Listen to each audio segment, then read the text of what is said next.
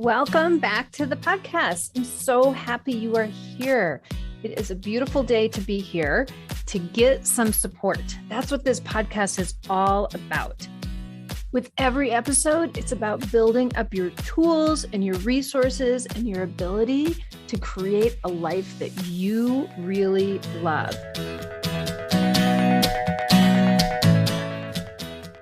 Today is such an important episode because we're really going to outlay and put out the foundational tools of what you really need to have to build the relationship that you want to build. Now, if you're anything like me, you probably have many of the components of a really amazing relationship. I know there was a time when I sat back and looked at my life and I'm like, I have an amazing spouse. I'm a good person. We have beautiful children. We have enough money. Could we have more money? Yes. Who couldn't? But we had enough money. We had jobs that we liked and were meaningful.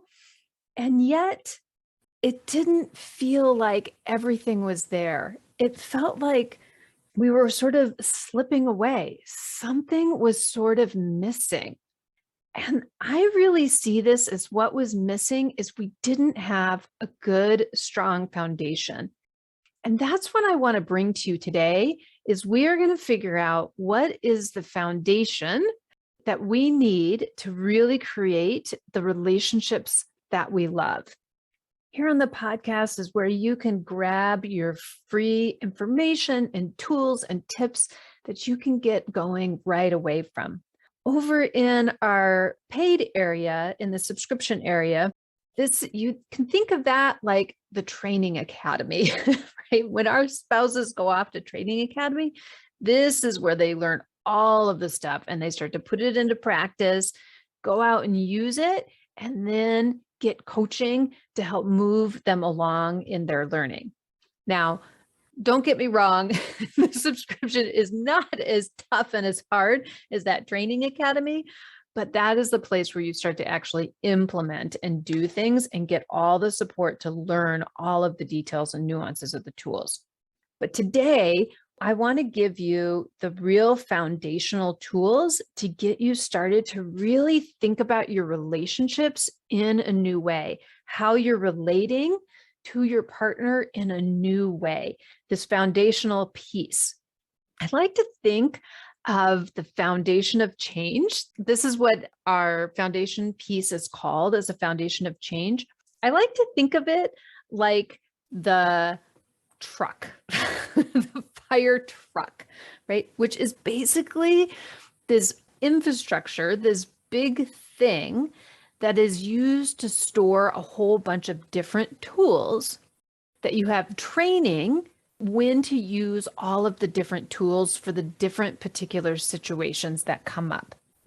Today is really about establishing what does that truck look like?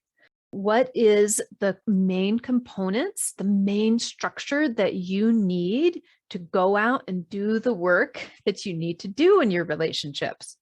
This part is so important. I mean, our firefighters, they don't drive around in a box truck or a semi truck, right? That is just like this big open space and they dump all of the things into it, right? You don't have like the chainsaw next to the blood pressure cuff, right? It's not just laying in one big pile and getting thrown all over the place when they go down the road.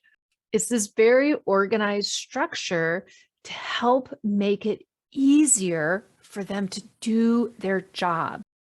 And this is what I have for you today, is to start building the infrastructure, the scaffolding, the foundation to be able to really take care of your relationship and to build it the way that you want it built. To bring more connection and love and support, say goodbye to that resentment and sort of feeling of it's just not all here. Now, the foundation, this foundation of change has three parts to it, right? Think of change like the delta symbol, a triangle. Back in the day, if you ever learned shorthand or knew somebody who knew shorthand, when things were actually written down on pieces of paper, you would put down a triangle shape that meant change. Delta, it means change. 3 parts, there's 3 corners to it. Now, most of the time, when people want to see change, when they want something to be different in their lives, they look to one specific part, which is the action part, the go part. We think about in our relationships, oh, if I bring flowers or cook the perfect meal, or we have a date night, or we have sex, or we just do something romantic and interesting, or I give my person their love language, if I speak in their love language, if I do these actions, then we'll feel better, right? We'll feel more connected. We won't just have a marriage, but we'll be in it and it'll feel like how we want it to feel. This is super common for us to look for these actions. Just tell me what I need to do. My other company, I teach adults overcoming fear in water. I teach adults how to swim. And I see this all the time. They come to me and they say, oh, I've watched all the YouTube videos, I've taken other swimming lessons, or I've had some friend or loved one who's a really good swimmer that has told me all of this stuff. Like, I understand I'm supposed to go under the water and move my arms and my legs, and then I somehow am a swimmer, but I don't feel like a swimmer. Something is missing here. And this is what is always missing, is that we're focused so much on the action that we're missing the rest of the foundation. We're missing the other 2 parts. So it's off balance. It doesn't work out. Action, of course, is part of it, is always part of. We have to do things in our lives, but without the other 2 parts, it doesn't quite work. Now, I'm going to make this really easy for you to remember what these other 2 parts are. We kind of have a way of thinking about this. So let's imagine that you were going to run a race, or there was a race happening, like a track race. And there's some people up in the stands, and there's some people actually standing on the track, and there's some people that are on the grassy area in the middle. And then the starter person walks out and yells, "Go!" And everybody's like, "Oh my gosh, the race has started. Let's start running," right? It'd be this very chaotic, unorganized, weird way of starting a race, right? Starting with the action part, starting with go, if they just yelled out the go part. So let's think about, in this race, what would they really do? How would this kind of actually, what would you do before the go, right? What would the starter say? They would say, get ready, get set, then go, right? This would get us all organized and off into the race. So these are the 3 parts I want you to think of to build up this foundation. The 3 parts is get ready, get set, and then go. Let me explain this a little bit more. What is the get ready and get set? The get ready and the get set, if you think about that race, these are much more mental steps. I get ready. That means I come in. It's about who I am. Where am I? I've got to get myself together. I got to figure out what my story is, where I am, get myself here, right? Okay, I got to get ready. And then to get set, I have my focus on what it is I'm doing. What do I want? Where am I going? Right? I'm get set. That finish line is over there. And then I can go step into action and go. So these are our 3 parts. Get ready. Where am I? Get set. Where do I want to go? And then step into action. 3 parts, 2 parts mental, 1 part doing, 1 part physical. So let me give you a little bit of an example here to flesh it out a little bit, how we use this foundation of change.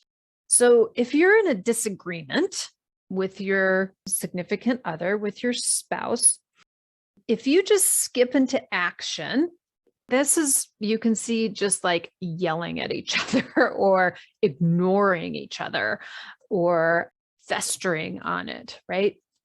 This doesn't bring the change that you want to see in your relationship. We already know this. I'm sure we've all lived through this, have some sort of disagreement, and you're either butting up in each other's faces, proving the other one wrong or proving yourself right, whatever it is there, or giving up on it, going to your separate ways, and just kind of letting it eat you apart. So if we want to bring the foundation of change in here, in the get ready part, we want to take this kind of 10,000-foot view of where you are at. What is the story that you're saying? What is it that you are feeling? What meaning are you making out of this disagreement? What are you trying to prove? Where are you? Gotta really be honest and get collected and understand that. In that get set corner, what do you really want? Is it most important to you that you are right and they are wrong? Probably not. Maybe it really feels like that sometimes. But what do we really truly want in our relationships? We want things like feeling love, being connected, being together on something. So we really want to, where am I now? What do I actually really want? And then we can have the go to talk with compassion, to talk with curiosity, to talk with love. Whole different way of being in a conversation or being engaged with your significant other than just coming at it in that action place of argumentative or ignoring each other. Getting these two foundational pieces first, where am I? Where do I want to go?